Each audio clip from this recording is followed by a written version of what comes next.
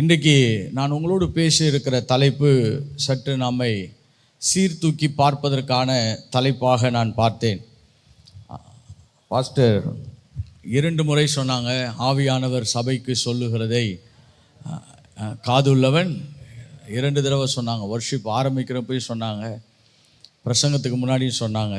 ஏன் சொன்னார்கள் என்று எனக்கு ஆவியிலே ஒரு பெரிய கேள்வி உண்டு. ஏனென்றால் நான் ஆயத்தம் பண்ண பிரசங்கம், நான் இதை பிரசங்கிப்பதற்கு ரொம்ப யோசித்தேன். ஏன்னா ஒரு சில பிரசங்கங்கள் நமக்கு ரொம்ப பிடித்தமான பிரசங்கங்கள், அதுக்கால் ஃபேவரட் சப்ஜெக்ட். அதுக்கு பேர் என்னது? Favourite subjects. கரெக்டாக சில பிரசங்கங்கள், சில பாடல்கள், சில ஜபங்க குறிப்புகள்லாம் கூட நம்மளுக்கு ஃபேவரட்டாக இருக்கும். அதை சொல்லிட்டோன்னா என்ன பண்ணுவோம், நம்ம ரொம்ப உற்சாகமாக போய் அதை என்ன பண்ணுவோம், செயல்படுத்துவோம். ஆனால் ஒரு சில சப்ஜெக்ட் ஃபேவரட்டாக இல்லாமல் இருக்கும், ஆனால் அது முக்கியமான சப்ஜெக்டாக இருக்கும். கரெக்டாக நீங்கள் ஸ்கூலுக்கு போகிறீங்கன்னா அந்த மாதிரி ஒரு பாடம் தான் இந்த கெமிஸ்ட்ரி. நான் நினச்சேன் ஆர்கானிக் கெமிஸ்ட்ரி என்பது எனக்கு மட்டும்தான் ரொம்ப கஷ்டம்னு நினச்சேன். சமீபத்தில் ஒரு பெரிய பிரசங்கியார் அவரும் சொன்னார், எனக்கும் ரொம்ப கஷ்டமான பாடம் ஆர்கானிக் கெமிஸ்ட்ரினார். அதனால் ஒரு சில பாடங்கள் சில வேளையில் நமக்கு ரொம்ப கடினமானதாக இருக்கலாம். ஆனால் அவைகளையும் நாம் தியானிப்பது சபைக்கு தேவன் கொடுத்த ஒரு மாபெரும் பொறுப்பு. ஹல்லேலூயா. அதுதான் போதகர் அருமையான இந்த முன்னுரை கொடுக்கும் பொழுது, கடைசி காலமானதுபடினால் நாம் ஜாக்கிரதையாக இருக்க வேண்டும் என்று சொல்லப்படும் பொழுது, எதில் ஜாக்கிரதையாக இருக்கணும் அப்படின்னு கேட்டிங்கன்னா, நம்முடைய விசுவாசத்தை பாதுகாப்பதிலே ரொம்ப ஜாக்கிரதையாக இருக்க அழைக்கப்பட்டிருக்கிறோம். We are called to guard our heart, God of faith. நம்முடைய இருதயத்தை பாதுகாப்பதிலும் நம்முடைய விசுவாசத்தை பாதுகாப்பதிலும் நாம் ரொம்ப ஜாக்கிரதை உள்ளவர்களாக இருப்பதற்காக தான் தேவன் சபையை வைத்து நம்மளை வழி நடத்தி கொண்டிருக்கிறார். ஆனால் இன்றைக்கு நான் உங்களோடு கூட பேச இருக்கிற தலைப்பு இருதயத்தின் விக்கிரகம், the idols of the heart. Okay, ரொம்ப ஆண்டுகளாக நான் பேசாத ஒரு பாடம் என்று எனக்கு நல்லா தெரியும். ஆனால் தேவன் என்னை அதிகமாக உணர்த்தினதுனால இந்த பாடத்தை உங்களோடு கூட நான் பேச இருக்கிறேன். The idols of the heart, இருதயத்தின் விக்கிரகம். இதுக்கு ஆதாரமாக எசேக்கியேல் 14ஆம் அதிகாரம் 1ஆம் வசனத்தையும் 2ஆம் வசனத்தையும் நாம் வாசிக்க ஆரம்பிப்போம். முடிந்தால் 1, 2, 3 வசனங்களை வாசிக்கலாம். இஸ்ரவேலுடைய மூப்பரில் சிலர் என்னிடத்தில் வந்து எனக்கு முன்பாக உட்கார்ந்தார்கள். அப்பொழுது கர்த்தருடைய வார்த்தை எனக்கு உண்டாகி அவர் மனுபுத்திரனே, இந்த மனுஷர் தங்கள் நரகலான விக்கிரகங்களை தங்கள் இருதயத்தின் மேல் நாட்டி தங்கள் அக்கிரமமாகிய இடரலை தங்கள் முகத்துக்கு எதிராக வைத்துக் கொண்டிருக்கிறார்கள். இவர்கள் என்னிடத்தில் விசாரிக்க தகுமோ? இது இஸ்ரவேலின் மூப்பர்களுக்கு கர்த்தர் கொடுக்கிற பிரதியுத்தரமாக இருக்கிறது. இந்த இஸ்ரவேலுடைய மூப்பர்கள்லாம் வந்து எசேக்கியேலுக்கு முன்பாக உட்கார்ந்து அவர்கள் தேவனிடத்தில் விசாரிக்கும்படியாய் வருகிறார்கள். விசாரிக்கும்படியாய் வரும் பொழுது தேவன் அவர்களோடு கூட எசேக்கியேல் தீர்க்கதரிசியின் மூலமாய் பேச ஆரம்பிக்கிறார். இந்த தலைவர்கள் என்று சொல்லப்படுகிறவர்கள்லாம் என் முன்னாடி உட்கார்ந்துருக்கிறாங்களே, இவங்களுடைய இருதயங்கள் எல்லாம் விக்கிரகங்களால், நரகலான விக்கிரகங்களால் நிறைக்கப்பட்டிருக்கிறது என்று சொல்லுகிறார். நரகலான விக்கிரகம் என்று சொல்லும் பொழுது ரொம்ப அசிங்கமான விக்கிரகங்கள் என்ற அர்த்தம். ஆங்கிலத்தில் நரகலான விக்கிரகங்கள் இல்லை, ஐடல்ஸ் ஆஃப் த ஹார்ட் தான் இருக்குது. தமிழில் அப்படி மொழியாக்கம் பண்ணியிருக்கலாம். அசிங்கமான விக்கிரகங்களால் தங்களுடைய இருதயத்தை அவர் நிறைத்திருக்கிறார்கள் அப்படின்னு சொல்லிட்டு கர்த்தர் அதுக்கு என்ன மறு உத்தரவு கொடுக்க விரும்புகிறார்னா, இவர்களுக்கு நான் பதில் சொல்லுவது தகுதியானதா என்று கர்த்தர் கேட்கிறார். எப்படி? Is it important that I should respond for them? நான் இவர்களுக்கு பதில் சொல்ல தகுமோ என்று கர்த்தர் என்ன பண்ணுறாரு, கேட்கிறான். இதை படிக்கும் பொழுது என்னுடைய இருதயத்தில் வந்த மிகப்பெரிய கேள்வி என்னவென்று சொன்னால், கர்த்தர் சில வேளையில் நமக்கு பதில் கொடுக்க முடியாமல் இருப்பதுக்கு காரணம் நம்முடைய இருதயத்தில் இருக்கக்கூடிய பிரச்சனைகளாகவே இருக்கிறது. கர்த்தர் பதில் கொடுப்பதில் தயக்கமானவர் அல்ல. ஏனென்று சொன்னால் அவர் பேசாமல் இருக்கவில்லை, பேசுகிறார். ஆனால் சொல்லுகிறார், நான் இவர்களுக்கு பதில் சொல்வது தகுமோ என்று கர்த்தர் கேட்கிறார். அப்படின்னா நம்முடைய இருதயங்கள் எப்படிப்பட்ட காரியங்களை கையாண்டு கொண்டிருப்பதை குறித்து தான் தேவன் அக்கறை உள்ளவராய் இருக்கிறான். த பொசிஷன்ஸ் ஆஃப் அ ஹார்ட், நம்முடைய இருதயம் என்ன நிலையில் தங்கி இருக்கிறது, நம்முடைய இருதயம் எப்படிப்பட்ட காரியங்களினால் நிறைக்கப்பட்டிருக்கிறது என்பதை அடையாளப்படுத்தும்படியாய் பேசப்பட்ட ஒரு வார்த்தையாக பார்க்கிறேன். இவர்கள் இஸ்ரவேல் ஜனங்கள் எகிப்தில் இருந்தார்கள். அப்படி என்றால் அடிமைத்தனத்தில் இருந்தார்கள், பாவத்தில் இருந்தார்கள். அங்கிருந்து கர்த்தர் இவர்களை மீட்டு கொண்டு வந்தார். அதை தான் நாம் சொல்லுகிறோம் நம்முடைய ரட்சிப்பு என்று சொல்லுகிறோம். புதிய ஏற்பாட்டிலே நம்முடைய அனுபவத்தை அந்த அனுபவத்தோடு என்ன பண்ணுகிறோம், இணைத்து பார்க்கிறோம். எகிப்திலிருந்து நாம் காக்கப்பட்டோம். பின்பு வனாந்தரத்தின் வழியாக அவர்கள் கானானுக்கு வந்து சேர்ந்து விடுகிறார்கள்.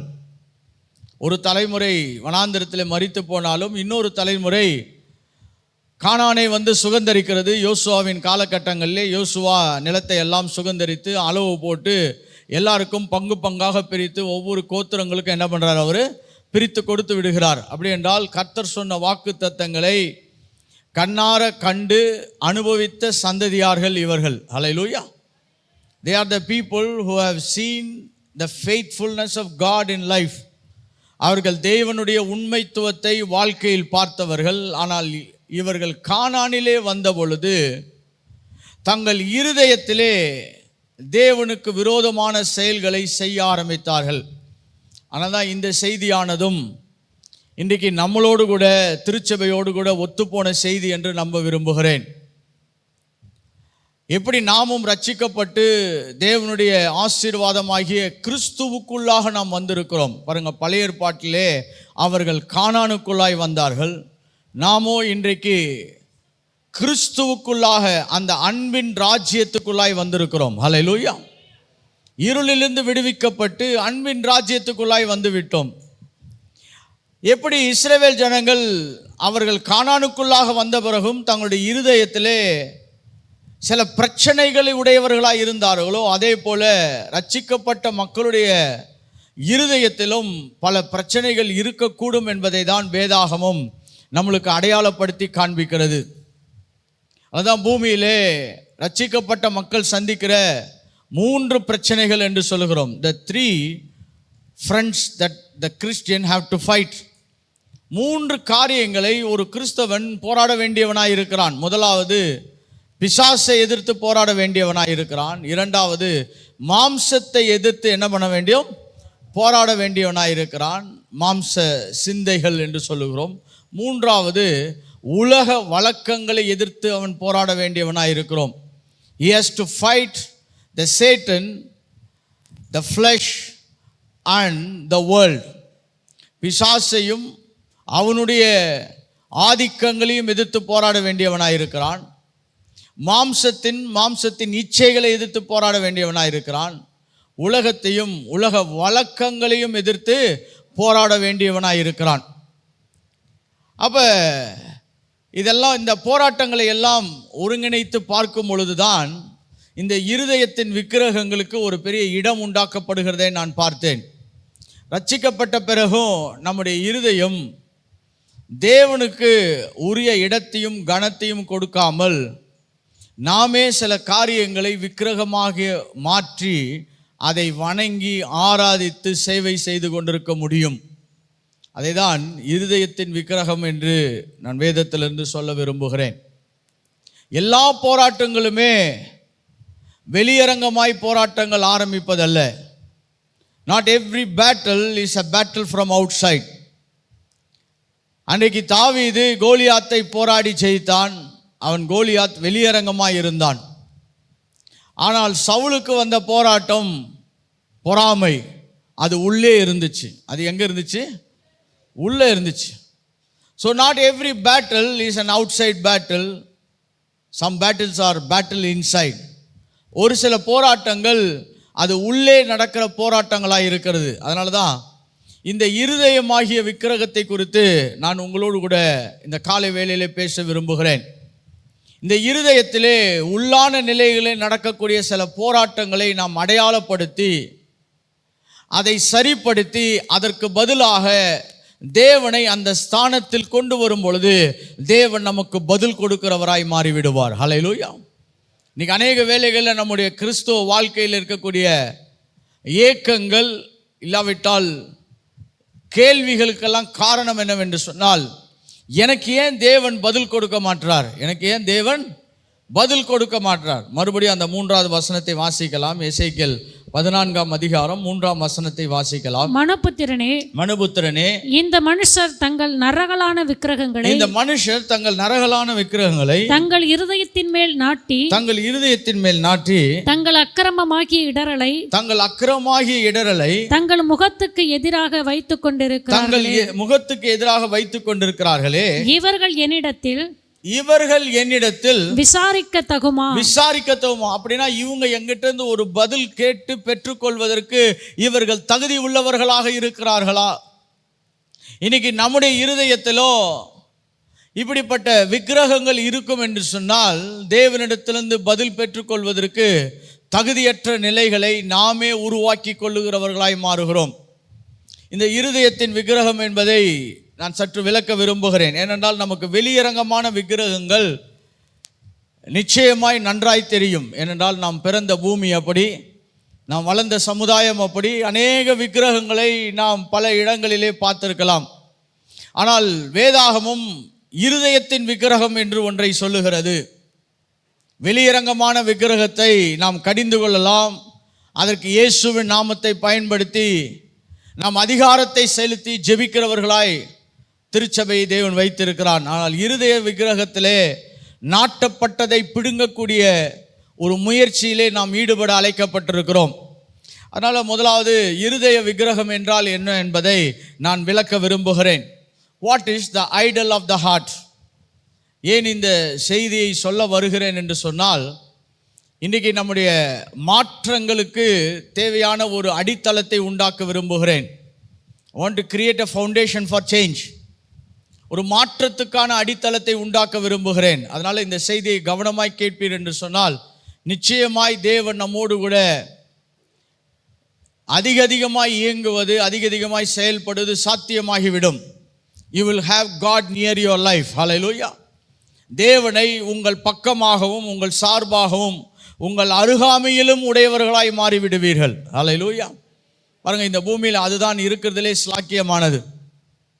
அவர்கள் என் ஜனமாய் இருப்பார்கள், நான் அவர்கள் தேவனாய் இருப்பேன். That's the highest blessing that the world can have from God. இந்த உலகமானது தேவனிடத்திலிருந்து பெற்றுக்கொள்ளக்கூடிய மிகப்பெரிய ஆசீர்வாதம். இவர்கள் என் ஜனமாய் இருப்பார்கள், நான் இவர்கள் தேவனாய் இருப்பேன். அப்படி என்றால் தேவனும் மனிதனும் ஒரு நெருங்கிய ஐக்கியத்தில் இருப்பதுதான் உலகத்திலே மிகப்பெரிய ஆசீர்வாதம். அப்போ அந்த ஆசீர்வாதத்துக்கு தடைகளாய் இருக்கிறதை நாம் சரியாக அடையாளப்படுத்தி அதை சீர்படுத்தும்படியாக தான் இந்த காலை வேளையிலே தேவன் நம்மோடு கூட பேச விரும்புகிறார். What is an idol? Anything that is more important to you than God. தேவனை காட்டிலும் உங்களுடைய வாழ்க்கையிலே முக்கியத்துவம் எடுக்கக்கூடிய எல்லாமே நரகலான இருதய விக்கிரகம்.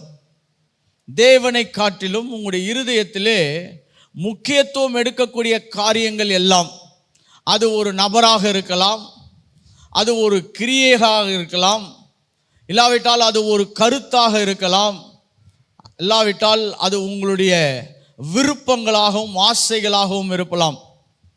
It can be anything or any person or a concept or a doctrine or something that you desire much more. நீங்கள் அளவுக்கு அதிகமாய் ஆசைப்படுவதும் தேவனுக்கு பதிலாக அந்த இடத்திலே நகர்த்துகிற எல்லாமே வேதத்திலே விக்கிரகமாய் சொல்லப்படுகிறது. Anything that is more important to you than God. பாருங்க, இன்னைக்கு அநேக இடங்களிலே நாம் தேவனை பிரசித்தப்படுத்தி பேசுவதை பார்க்கிலும் அநேக கொள்கைகள், கோட்பாடுகள், அநேக கருத்துக்கள், அநேக சிந்தனைகளை நாம் உயர்த்தி பேசுகிறவர்களாய் மாறிவிடுகிறோம். ஆனால் சபையினுடைய உண்மையான தார்மீக நிலை என்னவாய் இருக்க வேண்டும் என்று சொன்னால், இங்கு தேவனும் தேவனாகிய கர்த்தருடைய கோட்பாடுகளும் சிந்தனைகளுமே உயர்த்தப்பட்டவைகளாய் இருக்கப்பட வேண்டும். ஹல்லேலூயா. It is not anything else that can replace God in the church. இன்னைக்கு சபையில் சில வேளையில் நாம் ரொம்ப முற்போக்கான செய்திகளை கொடுக்க ரொம்ப விருப்பம் உள்ளவர்களாக இருக்கிறோம். எனக்கு ரொம்ப பிடிக்கும் பாருங்கள், ஒரு மோட்டிவேஷனல் சர்மன் கொடுக்கணும்னா எனக்கு ரொம்ப பிடிக்கும். ஏன்னா மக்கள் எல்லாம் சோர்ந்து போய் தான் இருக்கிறார்கள், கவலையில் இருக்கிறார்கள், தொய்வுற்ற நிலைமையில் இருக்கிறார்கள், இருதயங்கள் தொங்கி போன நிலைமையில் இருக்கிறது. இட் இஸ் சிங்க்டு, அது இருதயங்கள்லாம் தொய்ந்து போய் இருக்குது. அதனால் நல்ல உற்சாகமான பிரசங்கத்தை கொடுப்பது ரொம்ப நல்லது. ஆனால் அந்த உற்சாகமான பிரசங்கம் மட்டுமே மனிதனை காப்பாற்றப் போவதில்லை. அதற்காக தேவன் திருச்சபை உருவாக்கவில்லை. இங்கு தேவனை பிரசித்தப்படுத்துவதற்காகவே திருச்சபைகள் உருவாக்கப்பட்டிருக்கிறது. அதனால்தான் anything that replace God becomes an idol. இரண்டாவதாக இந்த விக்கிரகத்திற்கு, இருதய விக்கிரகத்துக்கு இன்னொரு கருத்தை சொல்ல விரும்புகிறேன். Anything that absorbs your heart, உங்கள் இருதயத்தை இறுக பிடித்து கொள்ளுகிற காரியம் எதுவோ அதுவும் விக்கிரகம்தான். Anything that absorbs your heart. பாருங்க, சிலர் சொல்லுவாங்க எனக்கு இது ரொம்ப பிடிக்குங்க, எனக்கு இது ரொம்ப பிடிக்கும். I want to check that statement again and again. மறுபடியும் அந்த வார்த்தைகளை சொல்லும் பொழுது கவனமாய் உங்கள் இருதயத்தை தேவனுக்கு முன்பாக உயர்த்தி பாருங்கள்.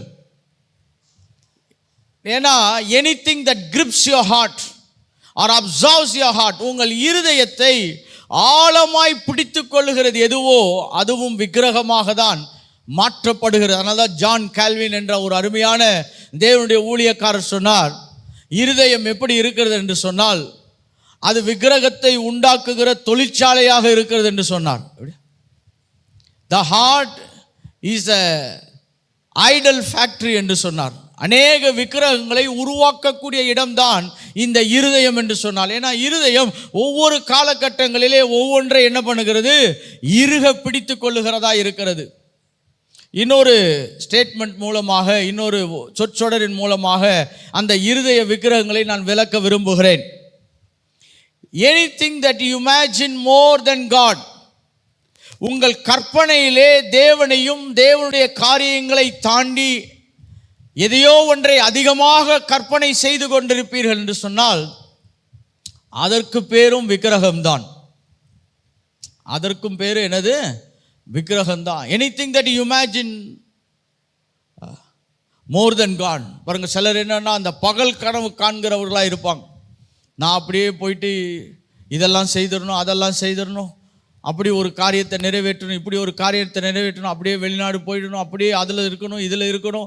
So their imagination is captivated more than God.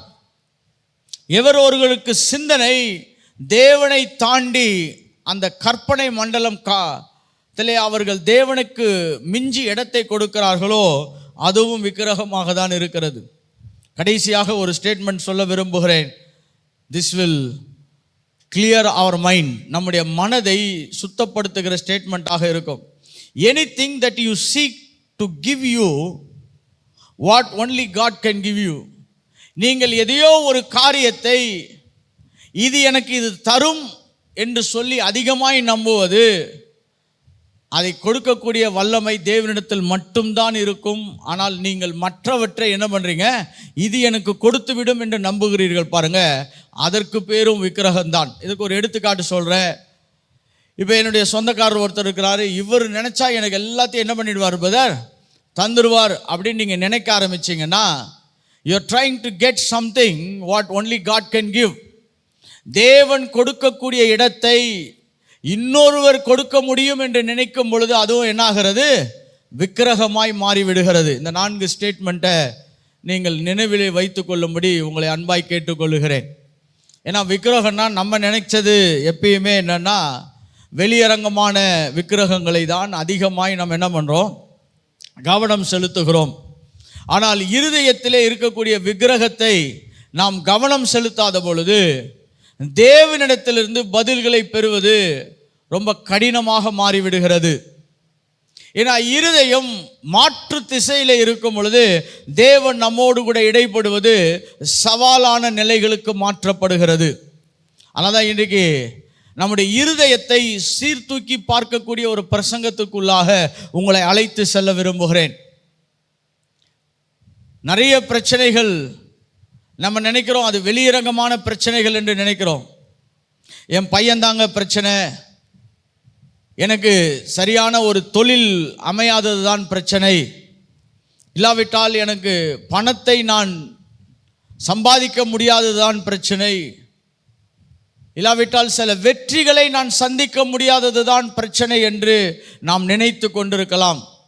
ஆனால் அவைகள் எல்லாம் தேவனுடைய பார்வையிலே மிகப்பெரிய பிரச்சனைகளாகவே இல்லை.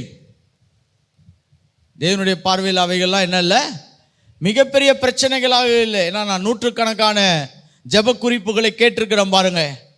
ஏன்னா எல்லா ஜெப குறிப்புகளை நீங்கள் பார்ப்பீர் என்று சொன்னால், ஐயா என் பிள்ளைக்காக ஜெபம் பண்ணுங்க, எப்படி என் குடும்பத்துக்காக ஜெபம் பண்ணுங்க, என் பொருளாதாரத்துக்காக ஜெபம் பண்ணுங்க, எல்லாமே நமக்கு தேவைகள் வெளியே இருப்பதை தான் நாம் அதிகமாக சிந்திக்கிறவர்களாக இருக்கிறோம். ஆனால் பிரச்சனை என்னன்னா, நம்முடைய இருதயம் சரியில்லாத இடத்தில் இருப்பதனால் தேவன் நம்மோடு கூட தொடர்பு கொள்வது மிக கடினமான எல்லைகளுக்கு கடந்து செல்லப்படுகிறது.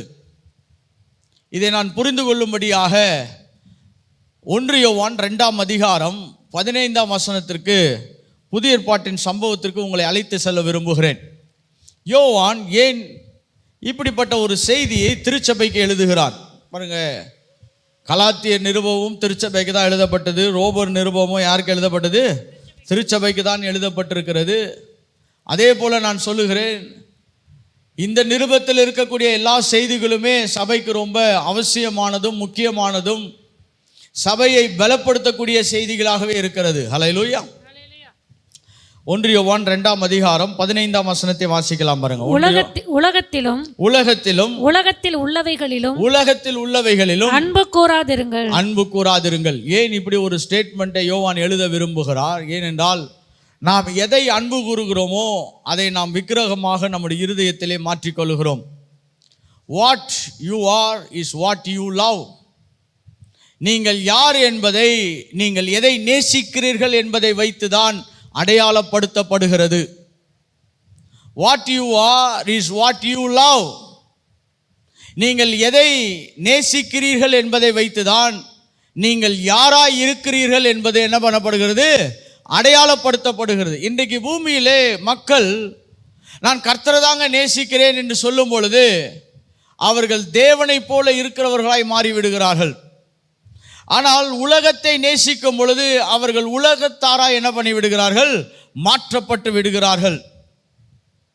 நீங்கள் எதை நேசிக்கிறீர்களோ அதற்காக தான் நீங்கள் வாழவும் ஆரம்பிப்பீர்கள்.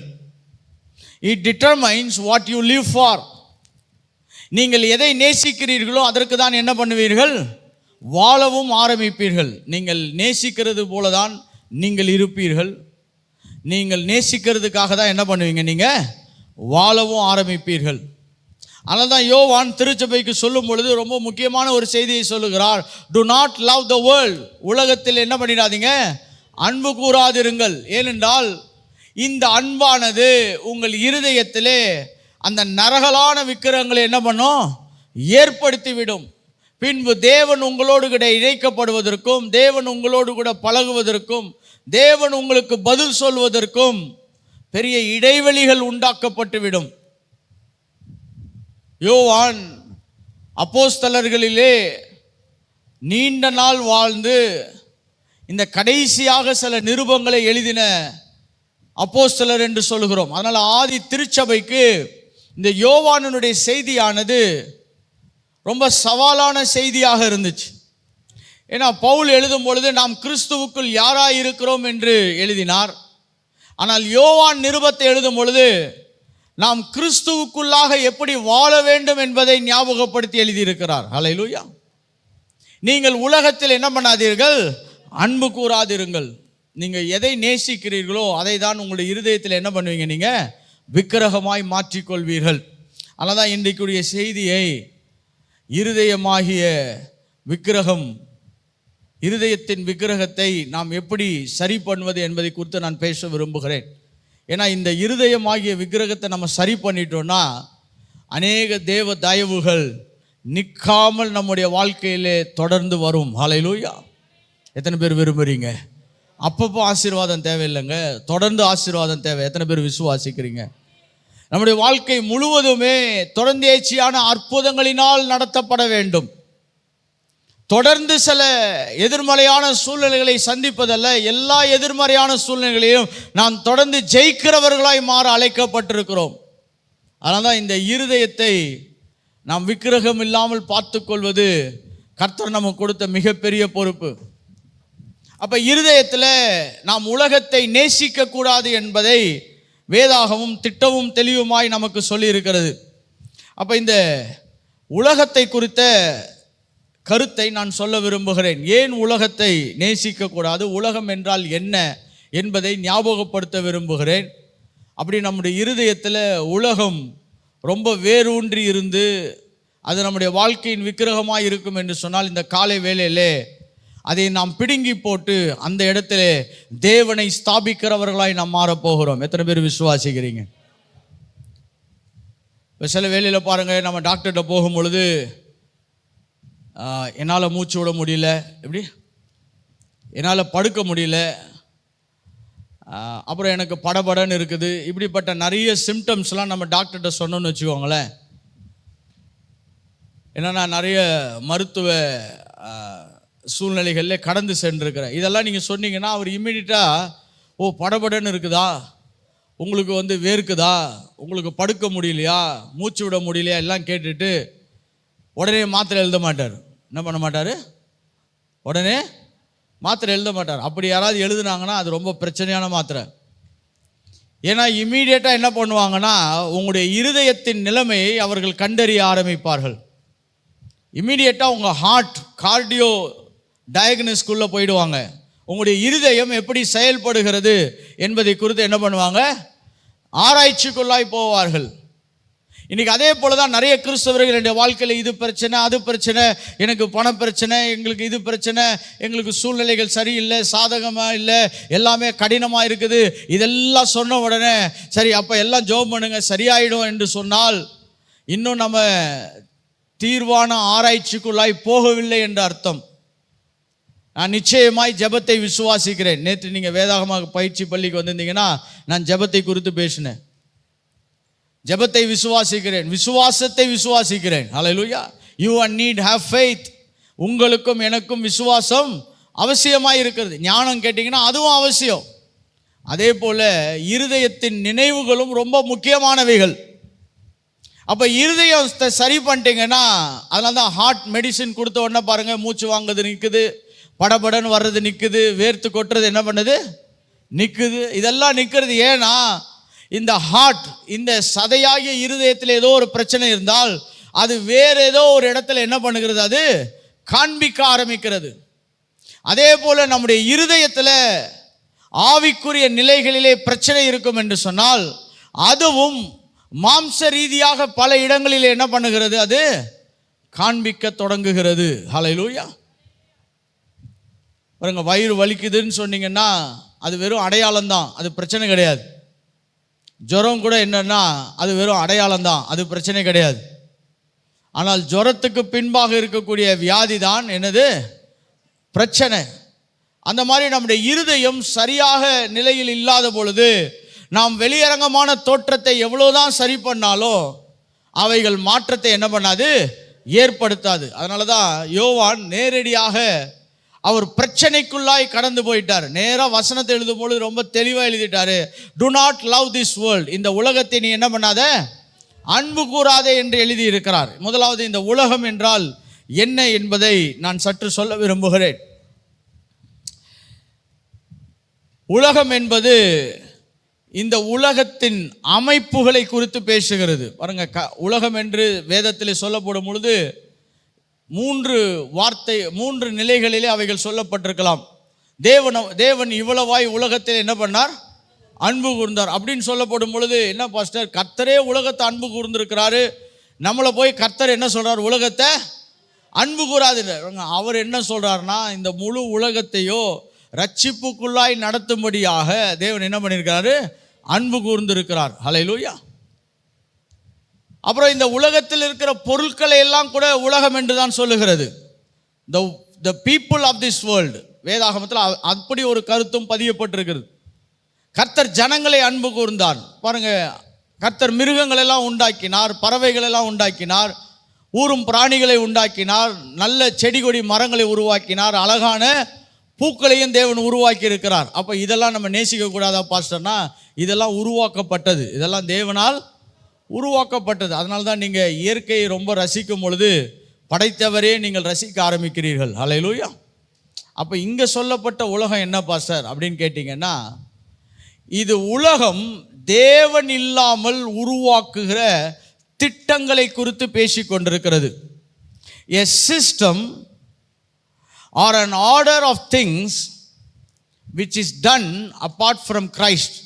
கிறிஸ்து இல்லாமல் உருவாக்கப்படுகிற அமைப்புகள், கிறிஸ்து இல்லாமல் உருவாக்கப்படுகிற அமைப்புகளை தான் யோவான் உலகம் என்று சொல்லுகிறார். ரொம்ப இன்னைக்கு புரிந்து கொள்ளக்கூடிய எளிமையான ஒரு உதாரணத்தை சொல்கிறேன் பாருங்க.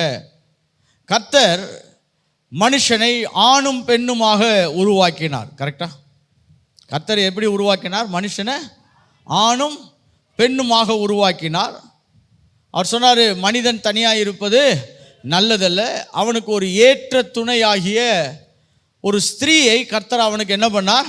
ஏற்படுத்தினார். அப்போ திருமணம் என்பது ஆணும் பெண்ணும் இணைந்து வாழ்வதுதான் திருமணமாக தேவன் அதை உருவாக்கினார். ஆனால் இந்த உலக அமைப்பு என்ன செய்திருக்கிறது? கடைந்த சில ஆண்டுகளாக பார்த்தீர் என்று சொன்னால், ஆணும் கூட என்ன பண்ணிக்கொள்ளலாம்? திருமணம் பண்ணிக்கொள்ளலாம். பெண்ணும் திருமணம் பண்ணிக்கொள்ளலாம். இதற்கு அநேக கிறிஸ்துவ தலைவர்கள் கூட இதற்கு சரி என்று சொல்லி தங்கள் ஆலயங்களை திறந்து கொடுத்திருக்கிறார்கள். இப்போ இதை தான் நான் சொல்லுகிறேன், கிறிஸ்துவும் கிறிஸ்துவனுடைய உபதேசங்களும் இல்லாத அமைப்புகளுக்கு பேர் என்னது? உலகம். ஹல்லேலூயா. When Christ and his teachings are not exalted in a system is called world. கிறிஸ்துவும் கிறிஸ்துவனுடைய உபதேசங்களும் மையப்படுத்தாத அமைப்புகளுக்கு பேர் என்ன சொல்லலாம்? உலகம் என்று சொல்லலாம். அதனால தான் சில வேளைகளில் நம்ம இந்த உலக வர்த்தகம் என்று சொல்லுவோம். என்ன வர்த்தகம்? உலக வர்த்தகம், த வேர்ல்ட் ஆஃப் ஃபைனான்சஸ் என்று சொல்லுகிறோம். இந்த வேர்ல்ட் ஆஃப் ஃபைனான்சஸ் வேதாகமத்தின் அடிப்படையில் அமைந்திருந்தால் அது தேவனால் திட்டமிடப்பட்ட பொருளாதார அமைப்பு. ஹல்லேலூயா. பாருங்க, வேதத்தில் ஒரு அமைப்பு இருக்குது. நீங்கள் 49 வருடம் கழித்து நீங்கள் அடகு வைத்தது, நீங்கள் விற்றது எல்லாவற்றையும் நீங்கள் என்ன பண்ணிக்கொள்ளலாம்? திருப்பி கொள்ளலாம். அதுதான் அனுக்கிரக காலம். அதுக்கு பேர் என்னது? அனுக்கிரக காலம். இயேசு பூமியில் வந்த பொழுது அவர் வேதாகம சுருளை திறந்து அவர் படித்த அந்த ஏசாயாவின் தீர்க்கதரிசன புஸ்தகங்களே, இதுவே உங்களுக்கு அனுக்கிரக காலம் என்று சொன்னார். The year of jubilee. It's a financial system. God set it on people. இந்த உலகத்திற்கும் இந்த உலக சூழ்நிலைகளுக்கும் கர்த்தர் வைத்த ஒரு அருமையான பொருளாதார திட்டம் என்னவென்று சொன்னால், யூபிலி வருடம். நீங்கள் இழந்ததை எல்லாம் என்ன பண்ணலாம்? திருப்பி கொள்ளலாம். ஆனால் இந்த உலக அமைப்பு இன்னைக்கு பாருங்க, உங்ககிட்ட இருக்கிறத ஒன்ஸ் எடுத்துருச்சுன்னா அதை திருப்பி கொடுக்கறதுக்கு என்ன பண்றது இல்லை? எந்த முயற்சி எடுக்கிறது இல்லை. இன்னும் சொல்ல போனா நம்ம ரத்தத்தை உரியாம விடுறது இல்லை. The world of finance. இங்க கிறிஸ்து இருக்கிறாரா? கிறிஸ்துவின் கோட்பாடு இருக்குதா? வேதாகமத்தின் கொள்கைகள் இருக்குதானா? இல்லை. அதை தான் நான் சொல்ல விரும்புகிறேன்.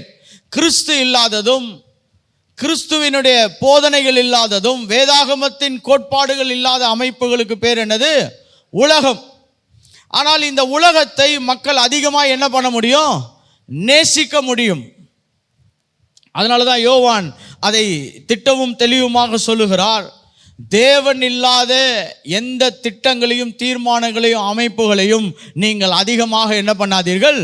நேசிக்காதிருங்கள். ஓகே, நான் சொல்ற ஒவ்வொரு கருத்துக்களுக்கும் பின்பாக ஆவியானவர் உங்களோடு கூட இடைப்படுவார் என்று நான் செபிக்கிறேன். தேவன் சொல்லாத, தேவன் திட்டமிடாத, தேவன் அமைக்காத எந்த கருத்துக்களுக்கு பின்பாகவும் உங்கள் இருதயம் பற்றுதலாய் இல்லாமல் இருக்க வேண்டும் என்று வேதாகமம் சொல்லுகிறது. To not love the world. இந்த உலகத்தை நீங்கள் என்ன பண்ணிடாதீங்க? நேசித்திராதீங்க. இப்போ உலகத்தை நேசித்திராதீங்க அப்படின்னு சொன்னால் 3 காரியங்களை நான் உங்களுக்கு ஞாபகப்படுத்த விரும்புகிறேன். இந்த உலகத்தினுடைய சுபாவத்தன்மைகள், இந்த உலகத்தினுடைய சுபாவத்தன்மைகள். The first thing is the character of the world. இந்த உலகத்தினுடைய சுபாவத்தை நீ என்ன பண்ணிடாத, அன்பு கூர்ந்து விடாதே. இந்த உலகத்தின் அதிபதி யார் என்று கேட்டால் பிசாசானவன். இந்த உலகத்தின் அதிபதி யாரு? பிசாசானவன். யோவான் 12ஆம் அதிகாரம் 31ஆம் வசனம் அதை சொல்லுகிறது பாருங்க. யோவான் 12ஆம் அதிகாரம் 31வது வசனம். இப்பொழுது இந்த உலகத்துக்கு நியாய தீர்ப்பு உண்டாகிறது. இப்பொழுது இந்த உலகத்துக்கு நியாய தீர்ப்பு உண்டாகிறது. இப்பொழுதே இந்த உலகத்தின் அதிபதி, இந்த உலகத்தின் அதிபதி புறம்பாக தள்ளப்படுவான். இந்த உலகத்துக்கு ஒரு அதிபதி இருக்கிறான். இவன் தான் தேவன் இல்லாத அமைப்புகள் எல்லாம் என்ன பண்றான், உருவாக்குகிறான். நல்லா புரிஞ்சுக்கிச்சா உங்களுக்கு? ஏன் கர்த்தர் உலகத்தை நேசிக்காதன்னு சொல்றாருன்னா, இந்த உலகத்தில் இருக்க திட்டங்கள், தீர்மானங்கள், செயல்கள் எல்லாம் ஒரு உலகத்தின் அதிபதி நமக்கு தெரியாம என்ன பண்ணி கொண்டிருக்கிறான், உருவாக்கி கொண்டிருக்கிறான். பாருங்க, இந்த ஓரின சேர்க்கையை உருவாக்கினார்கள்.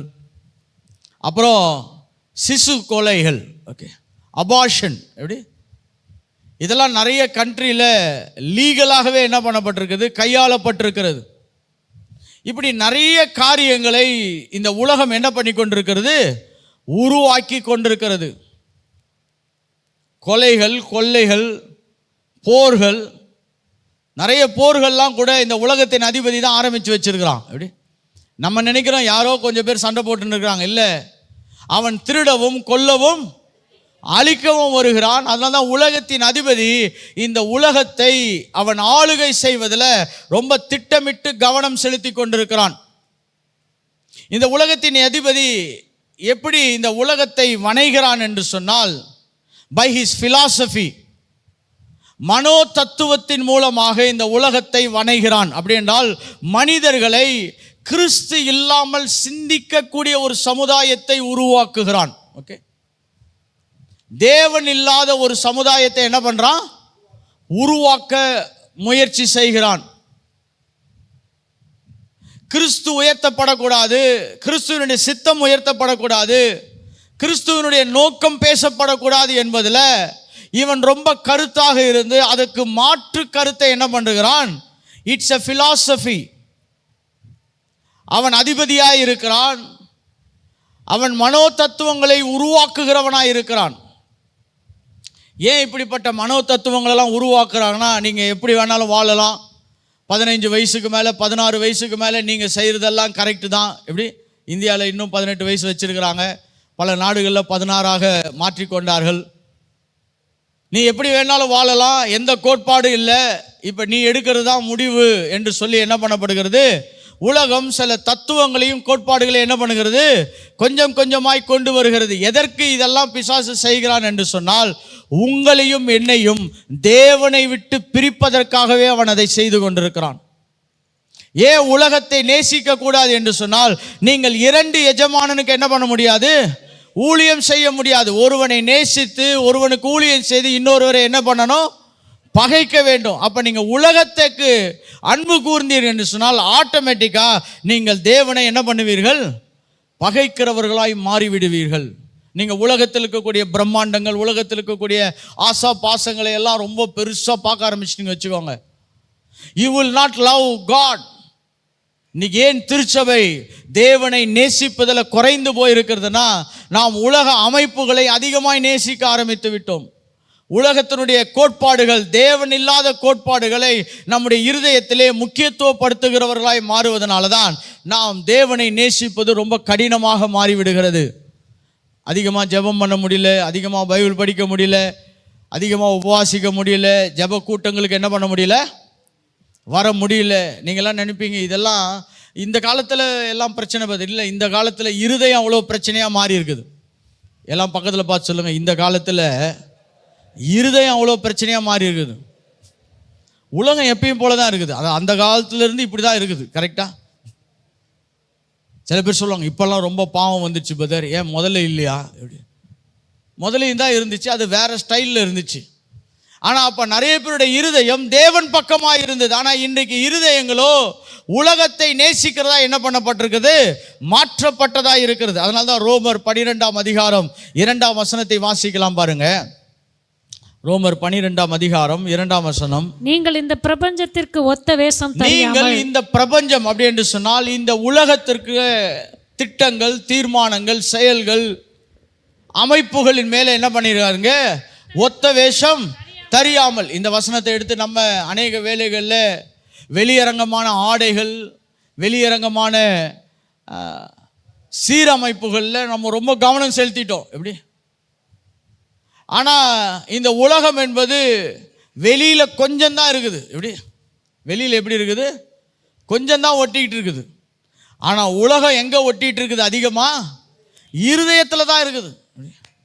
It is in the problem of the heart.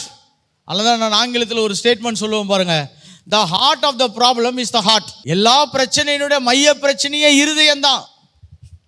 வெளியில் இருக்கிறத மாற்றினாலும் இருதயம் மாறலைன்னா பெரிய தெய்வீக தயவுகளை நம் பூமியில் என்ன பண்ண முடியாது? பார்க்க முடியாது. ஸோ த கேரக்டர், குணாதிசயங்கள் எப்படி இருக்கிறது சொன்னால், தேவனை விட்டு பிரிக்கும்படியாக, தேவனிடத்தில் நாம் நெருங்காதபடி, தேவனுடைய சித்தத்தில் நம்மளை ஒப்பு கொடுக்காதபடி உலகம் நம்மளை இழுக்கக்கூடியதாக இருக்கிறது. நான் ஒரு சில உதாரணங்கள் சொன்னால் பாஸ்டர் என்னதான் சொல்லிட்டாருன்னு நீங்கள் நினைக்கக்கூடாது என்பதற்காகவே நான் ரொம்ப கவனமாக பிரசங்கம் பண்ணிட்டு இருக்கேன். ஏன்னா இந்த ஸ்கூல்லாம் முடித்து காலேஜுக்கு போனோன்னா பாருங்கள், பிள்ளைகளுடைய மனப்பான்மையெல்லாம் ரொம்ப மாறிடும். இதுக்கப்புறம் என்னென்னா, இனிமேல் நான் எடுக்கிறதா முடிவு. எப்படி? இனிமேல் நான் எடுக்கிறதா முடிவு. எங்கள் அப்பா அம்மா என்னை இவ்வளோ நாள் வளர்த்தாங்க, அதுக்கு நான் ரொம்ப நன்றி உள்ளவனாக இருக்கிறேன். ஆனால் இனிமேல் நான் தான் என் முடிவை என்ன பண்ண போகிறேன்? எடுக்க போகிறேன். பாருங்கள், என்றைக்கு இந்த பிள்ளைகள் இப்படிப்பட்ட ஒரு மனநிலைமைக்கு வருகிறார்களோ அன்றைக்கு அதுக்கு காரணம் என்னவென்று சொன்னால், உலகத்திலே மக்களை பார்த்து கொண்டிருக்கிறார்கள். இந்த மக்களுடைய செயல்கள் இவர்களை திசை திருப்புகிறதாய் மாற்றுகிறது. என்னோடு கூட லூக்கா எழுதின சுவிசேஷம் 16ஆம் அதிகாரம் 8ஆம் வசனத்தை வாசிங்க. லூக்கா 16ஆம் அதிகாரம் 8ஆம் வசனம். Look chapter 16. அநீதியுள்ள உக்கிரானக்காரன் புத்தியாய் செய்தான் என்று எஜமான் கண்டு, அநீதியுள்ள உக்கிரானக்காரன் புத்தியாய் செய்தான் என்று எஜமான் கண்டு அவனை மெச்சிக்கொண்டான். இவன் யாருன்னா, அநீதியுள்ள உக்கிரானக்காரன். இவன் ஒரு உலகத்தான் பாருங்க. இவனுடைய செய்தியை நிறைய பேர் பார்த்து, ஓ கரெக்டாக செய்துட்டாங்க அப்படின்ற மாதிரி என்ன பண்ணுறான்? மக்கள் ஈர்க்கப்படலாம். அதனால தான் இந்த காலேஜுக்கு போனோன்னா நிறைய விதமான காரியங்களுக்கு மக்கள் எக்ஸ்போஸ் ஆகும் பொழுது அநீதி உள்ளவைகள்லாம் இவர்களுக்கு நீதி உள்ளவைகளாக என்ன பண்ணப்படலாம்? காட்டப்படலாம். த சில்ட்ரன் ஆஃப் த வேர்ல்டுன்னு இருக்குது ஆங்கில வேதாகமத்தில். அந்த வசனத்தை நீங்கள் வாசிப்பீர்கள் சொன்னால், இந்த உலகத்தில் இருக்கக்கூடிய ஜனங்கள் என்ற ஒரு வார்த்தை பயன்படுத்தப்பட்டிருக்கிறது. The children of the world. இந்த உலகத்தில் இருக்கிற மக்கள் ஞானிகளைப் போல என்ன பண்ணலாம்? அவங்க காட்சி அளிக்கலாம். இது நல்ல ஞானமான்னு கேட்டால் இல்லை, இது ரொம்ப துன்மார்க்கமான ஞானம். எப்படி? இதில் மக்கள் ஈர்க்கப்பட்டு, ஓஹோ இப்படி தான் வாழணும், இனிமேல் இப்படி தான் இருக்கணும், இனிமேல் இப்படி தான் செய்ய வேண்டும் என்ற ஒரு கணக்கிலே மக்கள் ஈர்க்கப்பட முடியும். மக்கள் என்ன பண்ண முடியும்? ஈர்க்கப்பட முடியும். இவர்கள் உலக சிந்தனையிலே கலக்கப்பட முடியும். அதனால தான் உலகத்தை அன்பு கூறாதீர்கள் என்று சொல்லி தேவன் நமக்கு எச்சரிக்கிறவராய் இருக்கிறார். இப்போ ஏன் இந்த உலகத்தில் நம்ம ஈர்க்கப்படக்கூடாதுங்க, இது தேவனை விட்டு என்னை பிரிக்கக்கூடியதுன்னு ஏன் கர்த்தர் இவ்வளவு திட்டவட்டமாய் பேசியிருக்கிறார் என்று சொன்னால், இந்த உலகத்தில் இருக்கக்கூடிய துர்க்கிரியைகளை நான் உங்களுக்கு விவரிக்க விரும்புகிறேன். த கரப்ஷன்ஸ் ஆஃப் த வேர்ல்ட். இந்த உலகத்தில் இருக்க கேட்டை நான் விவரிக்கும்படியாக 1 யோவான் 2ஆம் அதிகாரம் 16ஆம் வசனத்திலே நாம் வாசிக்க போகிறோம். 1 யோவான் 2ஆம் அதிகாரம் 16ஆம் வசனம். உலகத்தின் கேடு இதுதான். இதனால தான் கர்த்தர் உலகத்தை நேசிக்க வேண்டாம் என்று சொல்லுகிறார், உலகத்தை அன்பு கூறாதீர்கள் என்று சொல்லுகிறார். ஓகே, வாசிக்கலாம். ஏனெனில் மாம்சத்தின் இச்சையும் கண்களின் இச்சையும் ஜீவனத்தின் பெருமையுமாகிய போதும். இந்த மூன்றும் இந்த உலகத்துல மேலோங்கி இருக்கிறது. இந்த மூன்றும் உலகத்தில் எப்படி இருக்குது? மேலோங்கி இருக்கிறது. அதனால தான் இந்த உலகத்தை என்ன பண்ணாதீங்க? நேசிக்காதீர்கள், அன்பு கூறாதீர்கள் என்று சொல்லி தேவனாகிய கர்த்தர் என்ன பண்ணுறாரு? ஞாபகப்படுத்துகிறார். பாஸ்டர், இதெல்லாமே பார்க்கும் பொழுது ஒன்றும் பிரச்சனை இல்லாத மாதிரி இருக்குதே பாஸ்டர் அப்படின்னு நீங்கள் சொல்லலாம். ஆனால் இந்த மூன்றை வைத்து தான் பிசாசு உலகத்தையே ஆண்டு கொண்டிருக்கிறான். அதனால தான் இந்த மூன்றை குறித்து வேதாகமும் திட்டமும் தெளிவுமாய் சொல்லியிருக்கிறது. முதலாவது கண்களின் மாம்சத்தின் இச்சை. முதலாவது என்னது? மாம்சத்தின் இச்சை. இதை நான் சற்று சுருக்கமாய் சொல்ல விரும்புகிறேன். நீங்கள் கவனமாய் கேட்பீர் என்று சொன்னால் உங்களுடைய ஜெபத்திற்கு இது ரொம்ப பிரயோஜனமாக இருக்கும். The lust of the flesh, மாம்சத்தின் இச்சை என்று சொன்னால் உங்களுடைய ஆசையை குறித்து பேசுகிறது. எதை குறித்து பேசுகிறது? ஆசைகளை குறித்து பேசுகிறது. கிரேவிங்ஸ் ஆஃப் த ஹார்ட் என்று சொல்லுகிறோம். இன்னொரு ஆங்கில மொழியாகம் சொல்லுகிறது the gratification of the physical desires. நீங்கள் உங்கள் மாம்சத்தை சந்தோஷப்படுத்துவதையும் திருப்திப்படுத்துவதையும் மையமாய் கொண்டிருக்கக்கூடியதை தான் மாம்சத்தின் இச்சை என்று சொல்லுகிறோம். இப்போ கேட்கலாம், இந்த உலகத்தில் மாம்சத்தின் இச்சை இருக்குது பாஸ்டர், ஆனால் அது என்னை ஒன்றும் செய்யாதுன்னா இல்லை. அங்கே தான் ரொம்ப பெரிய டெக்னிக்கல் ப்ராப்ளம் இருக்குது. நமக்குள்ள ஒரு பழைய மனுஷன் இருக்கிறான். அவன் எப்பயுமே உலக ஆசைகளோடு என்ன பண்ணுறான்? ரொம்ப ஈர்க்கப்படக்கூடியவனாக இருக்கிறான். The lust of the flesh அப்படி என்றால், நான் கிறிஸ்துவுக்குள் வந்த பிறகு என்னுடைய பழைய சிந்தனைகளையும் பழைய எண்ணங்களையும் பழைய ஆசபாசங்களையும் கிறிஸ்துவுக்குள் சிலுவையில் அறையாவிட்டால் அது என்னை இன்னும் உலகத்தோடு இணைக்கக்கூடியதாகவே இருக்கிறது. எப்படி? என்னுடைய பழைய ஆசை, என்னுடைய பழைய விருப்பம், என்னுடைய பழைய எதிர்பார்ப்பு, the old nature, the satisfaction of the flesh, the pampering of the flesh அப்படின்னா, எனக்கு இது ரொம்ப பிடிக்குங்க, எனக்கு இது இல்லாமல் இருக்க முடியாது, இதுதான் நான் ரொம்ப வருஷமாக செய்துட்டு இருக்கேன், இப்படிப்பட்ட பாவ செயல்கள், இல்லாவிட்டால் துன்மார்க்கமான செயல்கள், இப்படி விட்டால் தேவனுக்கு விரோதமான செயல்களில் ஒரு மனுஷன் அதிகமாக ஈர்ப்பத இந்த உலகம் என்ன பண்ணுன்னா, இதெல்லாம் பரவாயில்ல, இதெல்லாம் செய், அதனால் ஒன்றும் தப்பு இல்லைன்னு சொல்லும். எப்படி? the greatest problem with the world is it never condemns of the sin. அது பாவத்தை குறித்து என்ன பண்ணாது? உணர்த்தாது. பாவத்தை அது ஓகேன்னு சொல்லும். உங்களுக்கு இப்படிப்பட்ட ஆசை வருதா பதர்? அதெல்லாம் கரெக்டு தான் பதர். எப்படி? இப்படிப்பட்ட எதிர்பார்ப்புகள்லாம் வருதா? உங்களுக்குள்ள ஒரு பெரிய ஒரு வேதம் பாவம் என்று சொல்லக்கூடிய ஆசைகளுக்கு அது ஓகே சொல்லும். எப்படி? ஒரு முறை பாருங்க, ஒரு சகோதரி என்னுடைய ஃப்ரெண்டுக்கிட்ட ஆலோசனை கேட்டாங்க. நான் இதெல்லாம் வாலிப நாட்களில் நடந்தது பாருங்கள். அவங்க கேட்டது என்னென்னா, டிவி பார்க்குறது கரெக்டான். எப்படி? டிவி பார்க்க, அப்போ அந்த காலத்தில் டிவி பார்க்குறதே ஒரு பெரிய சவாலும் பிரச்சனையுமானது. அப்போ இவர் சொல்லியிருக்காரு, ஆமாம் டிவி பார்க்குறதெல்லாம் ரொம்ப பிரச்சனையானது, நீ டிவிலாம் என்ன பண்ணக்கூடாது, பார்க்கக்கூடாதுன்னு சொல்லிட்டேன். இந்த சிஸ்டர் என்ன பண்ணுறாங்கன்னா, சிஸ்டர்னு சொல்ல முடியாது, ஒரு சகோதரி பாருங்கள், அவங்க என்ன பண்ணாங்கன்னா இன்னொருத்தட்ட போய் கேட்டாங்க, நீங்கள் என்ன சொல்கிறீங்க பிரதர், டிவி பார்க்குறதெல்லாம் கரெக்டா? இவர் என்னென்னா, இவர் கொஞ்சம் நல்லா டிவி பார்ப்பார். அப்போ இவர் சொல்லியிருக்காரு, டிவி பார்க்குறதெல்லாம் ஒன்றும் தப்பு இல்லை, ஆனால் பைபிள் படிச்சுட்டு என்ன பண்ணுங்கள், டிவி பாருங்கள். கொஞ்ச நாள் கழித்து எங்களுக்கு கதை அம்பலமாகுது. என்னன்னா, இந்த டிவி பாருன்னு சொன்னவர்கிட்ட போய் இந்த அம்மா இருதயத்தை கொடுத்து லவ் பண்ண ஆரம்பிச்சிடுது. எப்படி? ஒரே ஒரு கதை தான். இவர் டிவி பார்க்கலான்னாரு, இந்த அம்மாவுக்கு அது என்ன ஆயிடுச்சு, ஓகே ஆயிடுச்சு, இவன் நம்ம லைஃபுக்கு செட் ஆவான். எப்படி? உலகம் எப்பொழுதுமே பாவத்தை என்ன பண்ணாது, பாவம் என்று கண்டித்து உணர்த்தாது. அதுக்கு என்ன சொல்லும்? ஓகே, ஆமேன் என்று சொல்லும். எப்படி? ஆனால் தான் உலகத்தின் இச்சைகளுக்கு நாம் விலகி இருப்பது ரொம்ப அவசியம். என்று சொன்னால் அது நம்முடைய மாம்ச உணர்வுகளுக்கு தட்டி கொடுக்கும். எதையாவது ஒன்றை தப்பாக செய்தால் கூட அதை ஓகே என்று என்ன பண்ணும், உலகம் கட்டளையிடும். இரண்டாவதாக சொல்லப்படுவது பாருங்க, கண்களின் இச்சை. இரண்டாவது என்னது? கண்களின் இச்சை.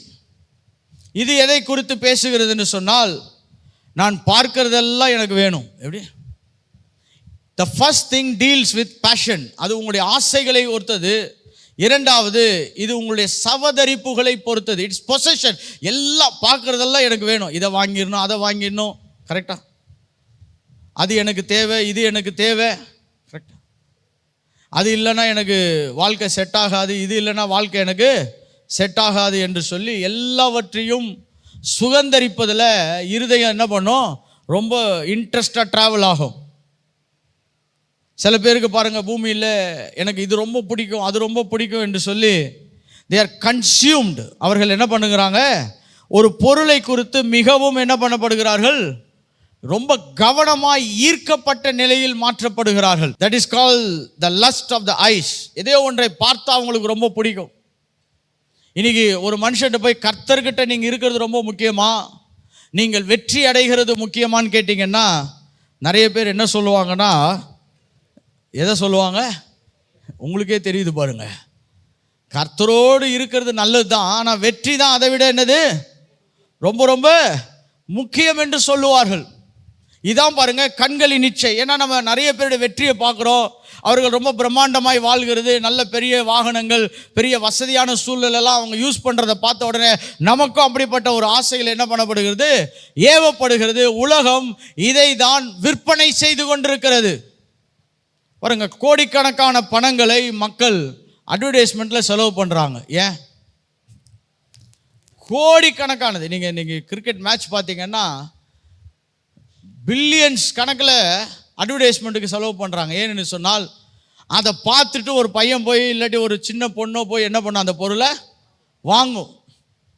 இந்த கண்களின் இச்சைகளுக்காக உலகம் கோடிக்கணக்கான பணங்களை என்ன பண்ணுகிறது, செயலப்பளிக்கிறது. ஏனென்றால் இவைகள் உங்களுடைய வாழ்க்கையிலே தேவனை மையப்படுத்தாமல் இந்த பார்வையிலே நீங்கள் ஈர்க்கப்படுகிறதை மையப்படுத்துவதில் என்ன பண்ணும், ரொம்ப கவனம் உள்ளதாய் கொண்டு போகும். அதனால தான் நீங்கள் எதை பார்க்கிறீர்கள் என்பது ரொம்ப ரொம்ப அவசியமானது. அப்போ பாஸ்டர் இது இந்த வீடு காருக்காகலாம் நாங்கள் ஜெபம் பண்ணக்கூடாதுன்னா ஜெபம் பண்ணுங்க, கர்த்தர் கொடுக்கறத வாங்கி கொள்ளுங்கள். ஹல்லேலூயா. ஆனால் நீங்கள் அதையே மையமாக வச்சு, அதையே மையப்படுத்தி, அதையே டாப் ப்ரையாரிட்டியில் வச்சு நீங்கள் ஓடுவீர்கள் என்று சொன்னால் இப்பொழுது உலகம் உங்களை கவ்விக்கொண்டது என்று அர்த்தம். உலகம் இப்போ உங்களை என்ன பண்ணிச்சு, கவ்விக்கொண்டு. It has taken your heart, it has taken your imagination, it has replaced God. கர்த்தர் கொடுக்க வேண்டிய டைமில் கண்டிப்பாக கொடுப்பார் பிரதர். ஹல்லேலூயா. சமீபத்தில் நானும் என்னுடைய நண்பர் ஒரு முறை பேசிகிட்டு இருந்தோம் பாருங்க. அப்போ ஒரு அருமையான பிரம்மாண்டமான கார் என் முன்னாடி வந்து நின்றுச்சு. அப்போ நான் சொன்னேன் இது ரொம்ப நல்ல காரு. அப்போ அவர் சொன்னார், பிரதர் ஜோம் பண்ணும் பிரதர், இந்த மாதிரி ஒரு கார் வாங்கணும். நான் சொன்னேன் இதுக்கெல்லாம் நான் ஜோம் பண்ணுறதை விட்டுட்டேன். அவர் சொன்னார், நீங்கள் இந்த மாதிரி மாறுறது எனக்கு ரொம்ப பிடிக்கல பிரதர், இதெல்லாம் நம்ம ஜோம் பண்ணி வேணும் பிரதர், வாங்கணும். நான் சொன்னேன், முதல்ல இது தேவைன்னா கண்டிப்பாக எனக்கு கர்த்தர் என்ன பண்ணுவார், கொடுப்பார். அது ஒன்றும் பிரச்சனையே கிடையாது. இது எனக்கு தேவை, இது எனக்கு அவசியம்னா கர்த்தர் எனக்கு என்ன பண்ணுவார், கொடுப்பார். ஆனால் அவசியம் இல்லாதது, தேவையில்லாதது, நம்மக்கிட்ட காசு இல்லாதது, நம்ம போய் கடன் வாங்கி எதையோ ஒன்று உலகத்துக்காக ஆசைப்படுறோம் பாருங்க, அங்கே தான் பிரச்சனையே ஆரம்பிக்குது. நம்மக்கிட்ட இருக்கிற காசில் அழகாக ஒரு ரூமு 2 பெட்ரூம் வச்சு கட்டியிருந்தானா பிரச்சனை இல்லை. ஆனால் அதை விட்டுட்டு அதுக்கு மேலே ஒரு மாடி, அதுக்கு மேலே ஒரு மாடி, எப்படி எல்லாத்தையும் கட்டிட்டு ஏன் தான் வீடை கட்டணும்னு நிறைய பேர் என்ன பண்ணியிருக்காங்க. ஆமாம், ஏனென்று சொன்னால் இந்த உலகம் என்ன பண்ணுகிறது, கண்களின் இச்சைகளில் நம்மளை ரொம்ப என்ன பண்ணுகிறது, இழுக்கக்கூடியதாக இருக்கிறது, நம்மளை ஈர்க்கக்கூடியதாக இருக்கிறது. இதை தான் வேதாகம் சொல்லுகிறது. ரொம்ப கவனமாக இருங்க. மூன்றாவதாக ஜீவனத்தின் பெருமை. மூன்றாவதாக என்னது, ஜீவனத்து. இந்த உலகம் இது 3 தான். அந்த உலகத்தினுடைய கம்பெனியில் 3 பொருள் தான் வித்துன்னு இருக்குது. எப்படி, எத்தனை பொருள் விற்குது, 3 பொருள் தான். எப்படி, மாம்சத்தின் இச்சை, ஜீவனத்தின் மாம்சத்தின் கண்களின் இச்சை, ஜீவனத்தின். இந்த 3மே அவன் கம்பெனிக்கு பயங்கர சேல்ஸை உண்டாக்குது. எப்படி, இந்த 3மே அந்த கம்பெனிக்கு என்ன பண்ணுது, பயங்கர சேல்ஸ். இதை வச்சே அவன் கம்பெனி என்ன பண்ணிட்டு இருக்கான், உலகம் முழுதும் பிசாசு பெஸ்ட்டாக ரன் பண்ணிட்டு இருக்கான். ஏன்னா நாம் எதையோ ஒன்றை உணர்வு பூர்வமாய் ஆசைப்படுகிறோம். அடுத்தது ஏதோ ஒரு பொருளை சம்பாதிப்பதை குறித்து ரொம்ப என்ன பண்ணுகிறோம், கவனம் உள்ளவர்களாக இருக்கிறோம். மூன்றாவது என்னவென்று சொன்னால் ஜீவனத்தின் பெருமை. இதை எதை குறித்து பேசுகிறதுனா, என்னுடைய உயர்த்தப்பட்ட நிலைகளுக்காகவே நான் வாழ்வது, டீலிங் வித் பொசிஷன். நான் எல்லாரை விட பெரிய ஆளாக இருக்கணும் பிரதர். எப்படி, நான் எல்லாரை விட எப்படி இருக்கணும், பெரிய ஆளாக இருக்கணும். I should be somebody. எல்லாரும் என்னை பார்த்து என்ன பண்ணணும், என்னை மதிக்கணும். எப்படி, இதெல்லாம் கேட்கும் பொழுது அப்படிலாம் எனக்கு எதுவுமே இல்லை பிரதர்னும். ஆனால் நம்ம வீட்டில் சில சின்ன சின்ன சம்பவங்கள் நடக்கும் பொழுது நம்மளுக்குள்ளே எவ்வளோ பெருமை இருக்குதுன்னு அப்போ தான் தெரியும் பாருங்க. யாரோ ஒருத்தர் கார்டு கொடுக்க மறந்துட்டாங்கன்னா அவ்வளோதான், அந்த ஆள் காலி. எப்படி கல்யாண கார்டு கொடுக்க மறந்துட்டாருன்னு வச்சுக்கோங்களேன், நாங்களாம் உயிரோடு இருக்கிறது உங்களுக்கு தெரியாதா? எப்படி அவர் சொல்லுவார், சார் மறந்துட்டேன் சார், உண்மையாகவே மறந்துட்டேன். ஆனால் அப்போ தான் நம்மளுக்கு ஜீவனத்தின் பெருமை தெரியும். பாருங்க, நான் யார், நான் எப்படிப்பட்டவன், என் பேர் எவ்வளோ பெருசு. எப்படி வாண்ட் டு பி நோட்டிஸ்ட். பாருங்க, இதான் ஜீவனத்தின் பெருமை. எல்லாரும் என்ன பண்ணணும், பார்க்க வேண்டும். இதை தான் உலகம் விற்று கொண்டிருக்கிறது. என்றைக்கு இவைகளை எல்லாம் தேவனுக்கு பதிலாக நாம் கொண்டு வருகிறோமோ அன்றைக்கு இருதயத்திலே நரகலான விக்கிரகங்கள் உருவாகி கொண்டிருக்கிறது என்று அர்த்தம். நான் என் மாம்ச இச்சைக்காகவோ என் கண்களின் இச்சைகளுக்காகவோ உலக பெருமைகளுக்காக நான் வாழ ஆரம்பிப்பேன் என்று சொன்னால் என் இருதயத்திலே நான் விக்கிரகத்தை என்ன பண்ணி கொண்டிருக்கிறேன், உருவாக்கி கொண்டிருக்கிறேன் என்று அர்த்தம். பாருங்க, மூன்றாவதாக இந்த உலகத்தினுடைய அழிவை குறித்து தேவன் சொல்லுகிறார். ஏன் இந்த உலகத்தை நேசிக்க கூடாது என்று சொன்னால், முதலாவது அதனுடைய குணாதிசயங்கள் பிரச்சனையானவைகள், அதனுடைய குணாதிசயங்கள் பிரச்சனையானவைகள். இரண்டாவது, அது ரொம்ப தீட்டுப்பட்ட நிலைமையில் இருக்கு. It is a corrupted one. தேவனையும் தேவனுடைய சாயலையும் நீங்கள் அனுபவிக்க முடியாமல் உங்களை தேவனை விட்டு பிரிக்கக்கூடியதாக இருக்கிறது. மூன்றாவது, இந்த உலகமானது உங்களை தண்டனைக்கு உட்படுத்தக்கூடிய நிலைகளிலே கொண்டு போகக்கூடியது. 1 யோவான் 2ஆம் அதிகாரம் 17ஆம் வசனம். 1 யோவான் 2ஆம் அதிகாரம் 17ஆம் வசனத்தை வாசிக்கலாம் பாருங்க. உலகமும் அதன் இச்சையும் ஒளிந்து போகும். உலகமும் அதன் இச்சைகளும் என்ன பண்ணும், ஒளிந்து போகும். தேவனுடைய சித்தத்தின்படி உலகமும் அதன் இச்சைகளும் என்ன பண்ணிடுங்க, இதெல்லாமே டெம்பரரி. அதனால தான் கர்த்தர் சொல்றாரு, இதை ரொம்ப நேசிக்காத. எப்படி எல்லாம் பக்கத்தில் பார்த்து சொல்லுங்க, இதெல்லாம் அனித்தியமானவைகள். அதனால தான் கர்த்தர் சொல்றாரு, இதை ரொம்ப நேசிக்காத. கரெக்டா? பாருங்க, சிறு பிள்ளைகளாக இருக்கும் பொழுது எனக்கு கிரிக்கெட் ரொம்ப பிடிக்கும். எப்படி என்னுடைய லைஃப்பில் அதிகமாக கனவு கண்டது எனக்கு இன்றைக்கி வரைக்கும் ஞாபகம் இருக்குது. என்னென்னா, நிறைய பேட்டு வாங்குறது, நிறைய பால் வாங்குறது, நிறைய ஸ்டெம்பு வாங்குறது. கரெக்டாக தெரியல, என்ன மாதிரி எத்தனை வாலிபர்கள் வாழ்க்கையில் வாழ்ந்து கொண்டிருக்கீங்கன்னு தெரியல. ரொம்ப நிறைய கனவு கண்டிருக்கிற. அந்த அட்வர்டைஸ்மெண்ட் ஒன்று போடுவான் பாருங்கள், குல்கான் டீன்னு. எத்தனை பேர் அந்த அட்வர்டைஸ்மெண்ட் பார்த்தீங்கன்னு தெரில. அதை குடிச்சிட்டு அவன் அடித்தானா 6 போகும். அந்த அட்வர்டைஸ்மெண்ட் பார்க்குறதுக்காகவே நான் பக்கத்து வீட்டுக்கு ஓடி போவேன். அப்போல்லாம் எங்கள் வீட்டில் டிவி இல்லை. எப்படி அந்த குல்கான் டி அட்வர்டைஸ்மெண்ட்டே என்னுடைய லைஃப்பை என்ன பண்ணியிருக்குது, ஈர்த்து இருக்கிறது. ஆனால் இன்றைக்கி நினச்சி பார்த்தா சிரிப்பாக இருக்குது. ஏன் என்று சொன்னால், அவைகள் எல்லாம் நிலையற்றவைகள். அவைகள்லாம் என்னது, நிலையற்றவைகள். பாருங்கள், அப்போ விளையாடணும், இப்போ விளையாட வாய்ப்பு கிடைச்சா கூட அட போப்பா வேறு வேலை இருக்குதுன்னு நம்ம என்ன பண்ணிகிட்டு இருக்கோம். இப்போ நினச்சா டெய்லி ஒரு பேட் வாங்கலாம். எப்படி, ஆனால் இப்போ வாங்கிறது கிடையாது. ஏன்னா நம்மளுக்கு இப்போ ஒரு பெரிய அறிவு வந்திருக்குது. இது என்னது, நிலையற்றவைகள். இதே போல தான் வாழ்க்கையில் வளரும் பொழுது அநேக காரியங்கள் நம்முடைய மனதில் என்னவா இருக்கோ, பெரிய விஷயமா இருக்கும். ஆனால் கர்த்தருடைய பார்வையில் சொல்றாரு, இதெல்லாம் என்னது, நிலையற்றவைகள். அதனால தான் கர்த்தர் சொல்றாரு, இந்த உலகத்தில் உள்ளவைகளை நீ என்ன பண்ணிடாத, அன்பு கூறாதே. ஏனென்று சொன்னால் இவைகள் நித்தியமானவைகள் கிடையாது, இவைகள் ஒளிந்து போகக்கூடியவைகள். It is passing away, it is not eternal. நம்ம பாருங்க, ஒரு தவறானவற்றை நாம் அதிகமாய் நேசிப்போம் என்று சொன்னால் பாதிப்பு யாருக்கு, நமக்கு தான். பாதிப்பு யாருக்கு, நமக்கு தான். பாருங்க, பல ஆண்டுகளுக்கு முன்பாக ஆந்திரா மாநிலத்தில் எனக்கு தெரிந்த ஒரு தம்பி எனக்கு ஃபோன் அடித்தார். அண்ணே, வெறும் 5000 ரூபா கட்டினா போதுண்ணே, பைக் கொடுக்குறாங்க, நான் 5000 ரூபா கட்டட்டுமா? நான் சொன்னேன், 5000 ரூபா கொட்டி புது பைக்கெலாம் கொடுக்கறதுக்கு சாத்தியமே இல்லை, அதனால் நீ கொஞ்சம் கட்டாதரா, கவனமாக இருறான்னு. ஆனால் அவன் அப்புறம் கொஞ்சம் தெளிவாகி என்ன பண்ணிட்டான்னா, அவன் ஃப்ரெண்ட்ஸுக்கிட்டலாம் சொல்லியிருக்கான், யாரும் கட்டாதீங்கடான்னு.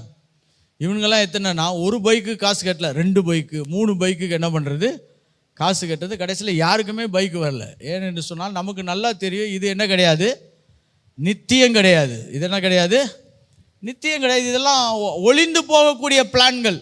அப்படி தான் கர்த்தர் பரலோகத்திலேருந்து நம்ம உலகத்தை நேசிக்கிறப்ப கர்த்தர் சொல்லுவார், இதெல்லாம் நித்தியமானவைகள் கிடையாது, இதை போய் உன் வாழ்க்கையிலே மையப்படுத்தாதே என்று என்ன பண்ணுறார் கர்த்தர், நம்மளை அழைக்கிறார். அதனால தான் கர்த்தர் சொல்றாரு, விக்கிரகத்தை உள்ள வச்சு, ஒரு ஃபால்ஸ் காடை நீ உள்ள வச்சுக்காத. ஒரு பொய் கடவுளை உன் இருதயத்தில் வைத்து உலகத்தை பெரிதாய் பார்க்காதே, என்னை பெரிதாய் பார். என்னுடைய சுபாவ தன்மைகள் தான் உன் வாழ்க்கையை மாற்றி அமைக்கக்கூடியவைகள். ஹல்லேலூயா. இந்த உலகம் கடந்து போகக்கூடியவைகள். இப்போ நம்முடைய இருதயத்தை எப்படி பாஸ்டர் செக் பண்ணுறது?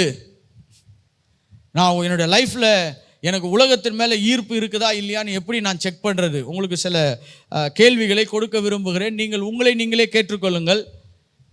இது உங்கள் இருதயத்துக்கும் தேவனுக்கும் நடக்கக்கூடிய ஒரு சம்பாஷணை. அதனால் நீங்கள் யாருக்கும் சொல்ல வேண்டியது அவசியம் கிடையாது. உங்கள் வாழ்க்கையிலே நீங்கள் சந்தோஷமாக இருப்பதை மையப்படுத்துகிறீர்களா, இல்லாவிட்டால் உங்கள் ஆவி களி கூறுகிறதை நீங்கள் மையப்படுத்துகிறீரா? What is more important to you, the pleasure of the flesh or the joy in the spirit? உங்கள் ஆவியிலே ஒரு களி கூறுதல் உண்டாகுவதை நீங்கள் முக்கியப்படுத்துகிறீர்களா, இல்லாவிட்டால் நீங்கள் எப்பயுமே சந்தோஷமா இருக்கிறதையே மையப்படுத்துகிறீர்களா? It reveals your heart. இது உங்கள் இருதயத்தை காண்பித்து கொடுக்கிறது. நீங்கள் காண்கிறதை மையப்படுத்துகிறீர்களா, இல்லை காணாத உலகத்தை மையப்படுத்தி வாழ்கிறீர்களா? Is your importance is in the seen world or in the unseen world? நீங்கள் காண்கிற உலகத்தை மையப்படுத்துகிறீர்களா, காணாத உலகத்தை மையப்படுத்துகிறீர்களா? இல்லாவிட்டால் மனுஷனுடைய கணத்தை பெரிதாய் பார்க்கிறீர்களா, இல்லை தேவன் கொடுக்கக்கூடிய கணத்தை பெரிதாய் பார்க்கிறீர்களா? Is it more important that you seek after the praise of man or the glory of God? தேவனுக்கு மகிமை செலுத்துவதை பெரிதாய் பார்க்கிறீர்களா, இல்லாவிட்டால் மக்கள் உங்களை புகழ வேண்டும் என்பதை பெரிதாய் பார்த்து கொண்டிருக்கிறீர்களா? பாருங்க, இயேசுவை ஏன் அன்றைக்கு வாழ்ந்த யூதர்களுக்கு பிடிக்கவில்லை, இன்றைக்கு வாழ்ந்த அநேக மக்களுக்கும் பிடிக்கவில்லை என்று சொன்னால், அந்த ஏன் என்ற கேள்விக்கு நான் ஒரு பதிலை சொல்ல விரும்புகிறேன். பாருங்க, அவர் அற்புதம் செய்ததுனால அவரை பிடிக்காமல் போயிடுச்சா? இல்லையே. திராட்சை ரசத்தை மாற்றினார், கண்களை திறந்தார், மரித்தவர்களை உயிரோடு எழுதியிருக்கார். இதெல்லாம் பார்த்து உலகம் என்ன பண்ணும்? இன்னைக்கு கூட பாருங்க, இயேசு அற்புதம் செய்கிறார்னா எல்லா மக்களும் அதை எட்டி பார்க்கிறவர்களாக இருக்கிறார்கள். ஈவன் நாத்திகர்கள் கூட பார்ப்பாங்க, இயேசு அற்புதம் செய்கிறாரான். இயேசு அற்புதம் செய்ததுனால அவரை பிடிக்காமல் போயிடுச்சா? இல்லை. அவர் சுகமாக்கினதுனால பிடிக்காமல் போயிடுச்சா? ஆனால் அவரை ஏன் பிடிக்காமல் போய்விட்டது என்பதற்கு ஒரு மைய கருத்தை உங்களுக்கு சொல்ல விரும்புகிறேன். யோவான் 7ஆம் அதிகாரம் 7ஆம் வசனத்தை வாசிக்கலாம். பாருங்க, யோவான் 7ஆம் அதிகாரம் 7ஆம் வசனத்தை. உலகம் உங்களை பகைக்க மாட்டாது, உலகம் உங்களை பகைக்க மாட்டாது, அதன் கிரியைகள் பொல்லாதவைகளாய் இருக்கிறது என்று, அதன் கிரியைகள் பொல்லாதவைகளாய் இருக்கிறது என்று நான் சாட்சி கொடுக்கிறபடியினாலே அது என்னை பகைக்கிறது. ஏன் எல்லாரும் இயேசுவை பகைக்கிறார்கள்னா, அவர் இதை பாவம் என்று சொல்லுகிறதுனால தான் அவரை பகைக்கிறார்கள். இன்னைக்கு இயேசு இந்த வேதாகமத்திலிருந்து நம்ம கூட பேசிக்கொண்டார். உலகத்தை நேசிக்காதன்னு சொன்னா, ஐயோ உலகம் ரொம்ப முக்கியங்க, உலகம் இல்லாமல் என்னால் இருக்க முடியாதுன்னா, இப்போ இவன் என்ன பண்றான்னா, இயேசுவை பகைத்து கொண்டிருக்கக்கூடிய வழிகளை தேடி கொண்டிருக்கிறான். Why people hated Jesus? Because he confronted the sin. அவர் பாவத்தை பாவம் என்று சொன்னார். அதனால தான் அவர்களுக்கு இயேசுவை பிடிக்கவில்லை.